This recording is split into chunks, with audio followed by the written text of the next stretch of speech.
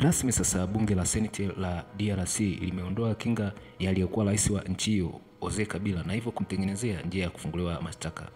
Kwa jumla, maseneta 88 walipiga kura ya kuunga mkono kuondolewa kwake kwa kinga hiyo ili aweze kushtakiwa. Ni watano pekee waliopiga kura kupinga hilo, huku kura nyingine 3 zikiharibika. Anakuwa mkuu wa nchi wa kwanza wa zamani kuondolewa kinga hiyo na kushtakiwa kwa uhaini, uhalifu wa kivita na mashtaka yanayohusiana hayo nchini DRC. Hatua ya kuondolewa kinga ya kutoshtakiwa kama rais wa zamani kwa Kabila ambaye amekuwa seneti wa maisha imekuja baada ya mlisi wake Rais Felix Tshisekedi kumtuhumu kwa uhaini, uhalifu wa kivita na kuunga mkono kundi la waasi la M23 ambalo liliteka miji mikubwa mashariki mwa Kongo mapema mwaka huu.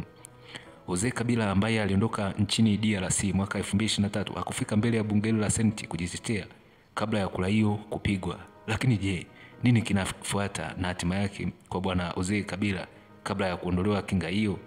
Ni swali muhimu kujibiwa na makala hii, lakini pia muhimu kufahamu kauli yake kuhusu sakata hili. Joseph Kabila anasemaje?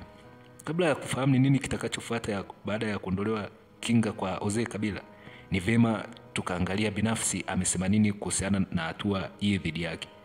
Akijibu hatua za kumwondolea kinga kupitia ukurasa wake wa X, zamani Twitter, Kabila ameonyesha kutofurahishwa na hatua ya kumtolea kinga dhidi yake, huku ujumbe ukiashiria kumlenga Rais Felix Tshisekedi moja kwa moja. Namnukuu, "Ninatafakari uamuzi wa Seneti wa kuondoa kinga zangu. Uamuzi huu uliopangwa kwa haraka na bila kuheshimu taasisi sio kitendo cha haki. Ni ujanja wa kisiasa wa kukata tamaa katika muktadha wa hofu iliyonea juu ya serikali."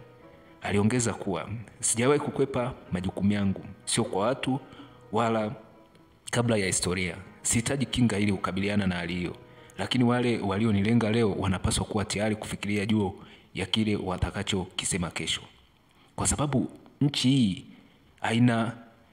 haisahau, inajua ni nani aliyeijenga na inajua ni nani anayeiharibu. Kwa wale wanaoamini kuwa kuondoa kinga zangu kutazuia kushindwa kwao, mmekosea. Ukweli hauwezi kupigiwa kura, ni muhimu na itakuja kujulikana," alimalizia kuandika Kabila. Kabila amekuwa akimtuhumu Rais Tshisekedi kwa kushindwa kushughulikia mizozo inayolikumba taifa kwa busara, ukiwemo mzozo wa waasi wa M23 walioteka maeneo ya mashariki mwa Kongo.